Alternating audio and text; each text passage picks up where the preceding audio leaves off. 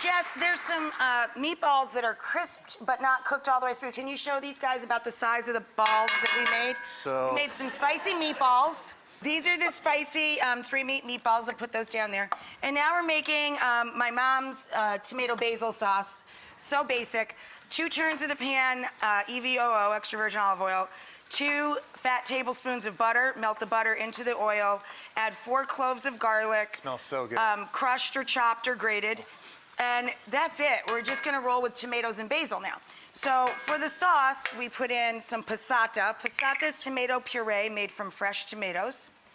And then we're gonna throw in 1 can of Italian tomatoes. Now, if you're buying San Marzano, the reason you do that is, of course, for the sweetness of the tomatoes from that particular region. Be very careful, though, because lots of companies try and trick the consumer and give you U.S. tomatoes, which are tasty, too, but they put San Marzano in the name, and if you read the back of the can, they're not from Italy. You're just paying a lot of money for, like, tomatoes from Jersey, which are, again, are delicious. But if you're gonna buy Italian tomatoes, make sure it says DOP on the can. Throw in your Italian tomatoes, and then just break them up a little bit with your spatula or spoon to get them going. And we're just gonna let this simmer until the tomatoes break down, so about 30 minutes or so. So you can do that while your meatballs begin to roast up.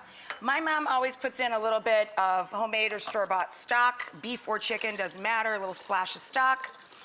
And then the basil, of course. Now, for basil, we never, yeah, isn't that great? Smells so good. We never chop basil when I'm cooking at home. I chiffonade it sometimes on the show here into the pretty ribbons. But in our family, we think that bruises the basil too much, so we just give it a quick tear and let it wilt into the sauce. A fat handful of fresh basil. Let this simmer with a little bit of salt. Jess, will you take that lid off the big pot and dump the spaghetti in? When you're cooking dry pasta of any kind, as Mario Batali says, it should taste like seawater. You need to season the water itself. That's the only way to get flavor into the pasta is while it's cooking on your stovetop.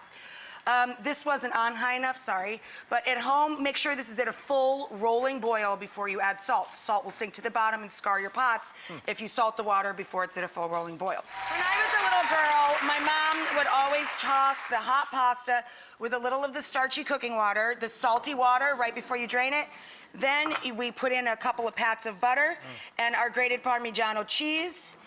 And then we take the meatballs out of the sauce so we can manipulate the sauce, and we put half of the sauce, the tomato basil sauce, in with the spaghetti and toss all of the pasta with lots of sauce and cheese and butter.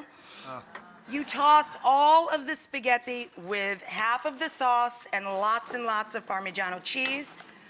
Jess, hand me your plate there, please. Yes, ma'am. Thank you. And then you make a nice pile of your pasta. You top it with lots more spaghetti sauce.